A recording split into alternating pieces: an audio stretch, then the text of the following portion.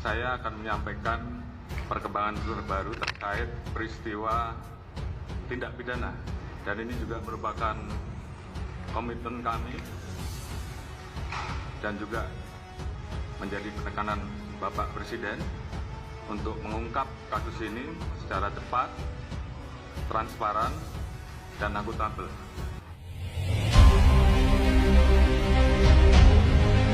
Viral terbongkar, Linda pembunuh Vina, Presiden Jokowi dan L. Sigit berhasil temukan rekaman CCTV Vina Cirebon 2016. Edar rekaman CCTV kasus pembunuhan Vina Cirebon terpasang di 3 lokasi, ada yang bawa balok.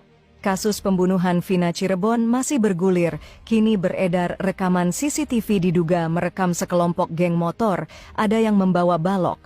Dalam tangkapan layar rekaman CCTV, tampak segerombol orang mengendarai motor diduga pelaku kasus Vina Cirebon. Sebagaimana diketahui sebelumnya, kasus pembunuhan Vina terjadi di kawasan flyover Talun, Cirebon, Jawa Barat.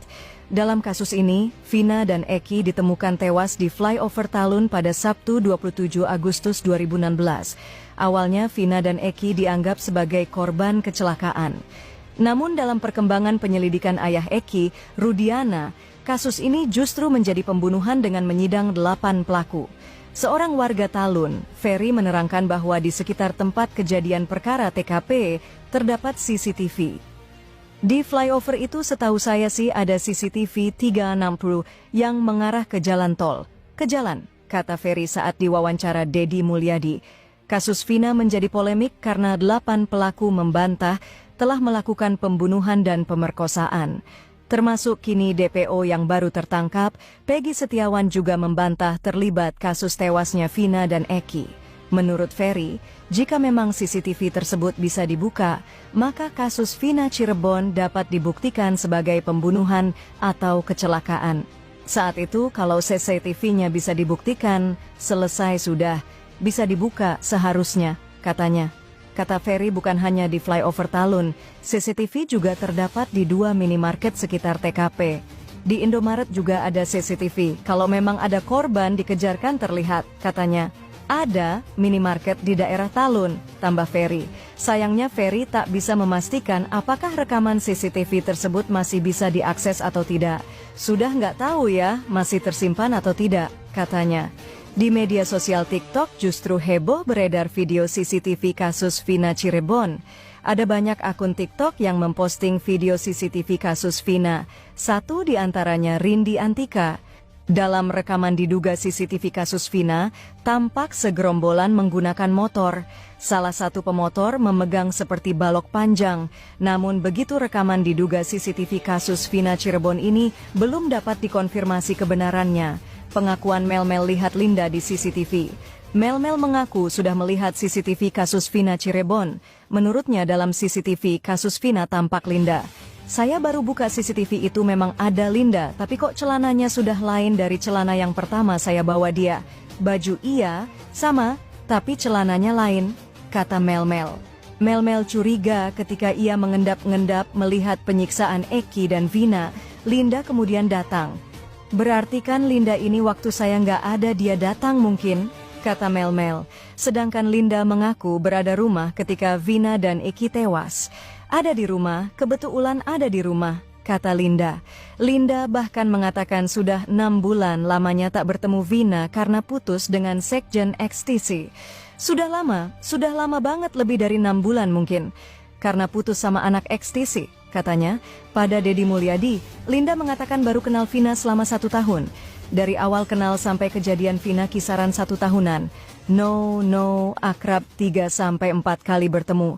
Katanya, dia mendapat kabar via BBM dan Facebook, serta melihat status teman-teman tentang sudah lama banget, lebih dari 6 bulan mungkin. Karena putus sama anak XTC, katanya, pada Deddy Mulyadi, Linda mengatakan baru kenal Vina selama 1 tahun. Dari awal kenal sampai kejadian Vina kisaran 1 tahunan. No, akrab 3-4 kali bertemu. Katanya, dia mendapat kabar via BBM dan Facebook, serta melihat status teman-teman tentang kasus Vina Cirebon. Dari BBM, Facebook, dengernya kecelakaan. Aku cari tahu, Vina siapa? Eki siapa? Banyak status BBM sempat nanya ke beberapa orang, mereka ngomong, "Itu loh anak 04 sumber," kata Linda. Linda mengatakan meski kasus Vina terjadi malam, ia mendapat kabar pagi harinya. "Itu kan malam, aku tahu berita itu pagi. Nggak tahu kenapa hati ini, yuk ke sana. Tapi baru sampai depan, aku tidak tahu rumahnya di mana," kata Linda. Halo, selamat pagi pemirsa. Kembali lagi di channel Fokus Selebriti yang selalu update kabar seputar kasus Vina Cirebon dan Eki. Oke, di sini Bang Yamin punya berita terbaru tentang kasus Vina. Mantan terpidana kasus Vina Sakatatan mangkir dari panggilan polisi. Keluarga ungkap hal ini. Mantan terpidana dalam kasus Vina Sakatatan tidak memenuhi alias mangkir dari panggilan penyidik kepolisian Polda Jawa Barat pada Jumat tanggal 31 Mei 2024. Sakatatan diketahui mendapatkan surat panggilan oleh Polda Jabar sebagai saksi dalam kasus Vina Cirebon. Dalam surat panggilan itu, Saka diminta harus mendatangi Polda Jabar pada Jumat 31 Mei 2024 pukul 13.00 waktu Indonesia Barat. Namun hingga malam hari, Sakatatan kunjung datang alias mangkir dari pemanggilan itu. Keterangan Saka dinilai penting untuk menuntaskan kasus Vina Cirebon, di mana Polda Jabar telah berhasil menangkap pelaku terakhir Peggy Setiawan alias Peron yang disebut sebagai otak pembunuhan. Ketidakhadiran Sakatatan dalam panggilan tersebut bukan tanpa alasan. Keluarga mengungkapkan bahwa pihaknya terganjal akomodasi untuk memenuhi panggilan Polda Jabar yang berada di Bandung. Sedangkan Saka berada di Cirebon dengan jarak tempuh yang harus dilalui sekitar 126 km untuk tiba di Polda Jabar. Kakak dari Saka, Jaka, mengatakan bahwa adiknya itu tidak memenuhi panggilan Polda Jabar sebagai saksi akibat keterbatasan biaya akomodasi. Ya, tanggal 28 Mei 2024 kemarin, kami dapat surat panggilan dari Polda Jabar untuk Sakatatan. Surat datang sekira pukul 16.30 waktu Indonesia Barat, dan surat itu akan diperiksa hari Jumat 31 Mei 2024 sekitar pukul 13.00 waktu Indonesia Barat. Dikutip dari Tribun Jabar, Jaka menjelaskan bahwa keluarga tidak memiliki uang untuk ongkos ke Bandung, tempat Polda Jabar berada, sehingga mereka tidak dapat memenuhi panggilan tersebut. Namun, ia menegaskan bahwa keluarga telah berkomitmen untuk hadir jika pemeriksaan dilakukan di Cirebon. Tapi karena keluarga nggak punya uang untuk ongkos ke sana, sehingga kami tidak ke sana. Tapi kami telah berkomitmen jika pemeriksaan dilakukan di Cirebon, kami siap. Pihak keluarga juga tadi Saka bilang siap memberi kesaksian asal di Cirebon, ucapnya. Kendati mangkir, menurut Jaka, kondisi Saka saat ini dalam keadaan baik. Surat panggilan tersebut hanya menyebutkan bahwa Saka dipanggil sebagai saksi dalam perkara dugaan perlindungan anak. Penyidik Ditreskrimum Polda Jawa Barat terus mengebut pemeriksaan saksi-saksi. Sebelumnya, tim penyidik juga telah memeriksa secara intensif 7 terpidana kasus tersebut yang telah menjalani hukuman penjara seumur hidup dan sejumlah saksi lainnya. Oke, terima kasih. Hanya itu yang ingin dapat sampaikan tentang kasus Vina Cirebon. Ya, dimana semoga kasus Vina Cirebon ini segera ditemukan para pelaku pembunuhan dan mendapat keadilan dari pemerintah Indonesia. Oke, terima kasih yang telah berkenan menonton video ini. Semoga bermanfaat dan tetap tonton video ini. Abang Yamin selalu update kabar terbaru seputar kasus Vina Cirebon setiap hari. Oke, terima kasih.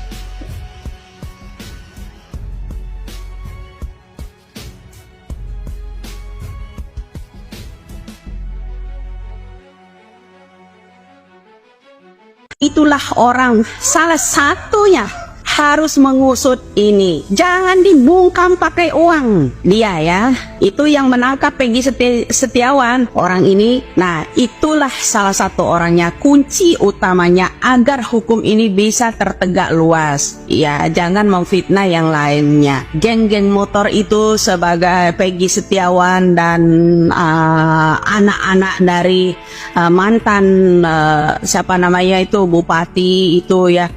Betul, mereka tidak memukul. Ya, mereka tidak memukul. Tapi mereka ini dibayar seorang bandar. Bandar bubuk itu melalui kapal yang ditangani oleh orang tuanya Eki, yaitu itu Rudiana. Ya, saya menolong-tolong ya, selamatkan yang namanya bapak itu, seorang orang tua Eki ya. Ini dalam pengawasan seorang jenderal berpangkat. Karena backingan bandar itu orang berpangkat tinggi di kepolisian negara kita ini. Ya, itulah bobroknya hukum di Indonesia. Ya, jadi untuk bapaknya Eki ya, yaitu bapak itu Rudiana, saya mohon ya, ini kasus anaknya betul dia udah menutup, tapi kasus yang diketahui oleh bapak mohonlah dibuka mulut. Salah satu kuncinya orang yang dari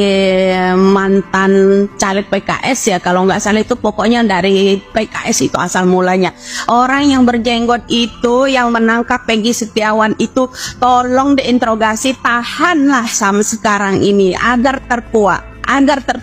Semuanya akan terkuat apabila kepolisian berani, punya mental, Kejaksaan Agung bisa menginterogasi yang namanya orang tersebut itu ya. Saya bukan dukun, bukan siapa ya, saya orang biasa, tapi Allah lah yang mengasih tahu itu ya.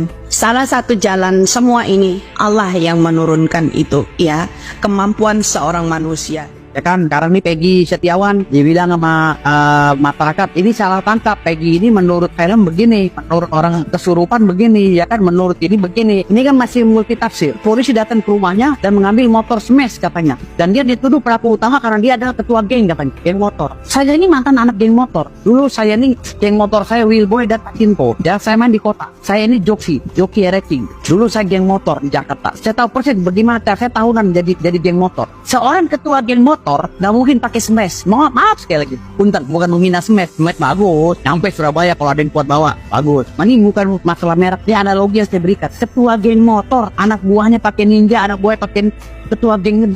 Ketua saya dulu pakainya Ferrari, ketua Pacinko dulu minimal ratingnya berjejer. Ya, namanya Bang Bule itu ketua Pacinko, pasukan Cina Kota. Saya kan anggotanya. Kalau kita ke Jakarta, Jawa Barat, ya kan, perang sama anak motor Jawa Barat pakai begini, pakai rantai yang di ujungnya ada pisoknya. Emang tradisi geng motor tuh dari dulu begitu. Sejak zaman saya juga begitu, tahun 90-an kami udah ikut geng motor. Kami pergi ke puncak, perannya sama orang Cianjur, geng motor Cianjur, perang pakai rantai, naik motor, sambil naik motor gaya-gayaan. Itu biasa itu, geng motor. Tapi ketua geng motor tidak ada yang ini analoginya ya, analogi. Dan ketua geng motor nggak ada yang maaf sekali lagi, nggak ada yang ditukang, nggak ada yang ngulik. Kalau geng motor tuh privat, dia naik ke hotel, apartemen gitu kan, ngerokok kadang-kadang. Zaman dulu, ini gue cerita zaman sekarang nggak tahu, karena tuh dimakan jengkol ya kan, bawaan gitu ya.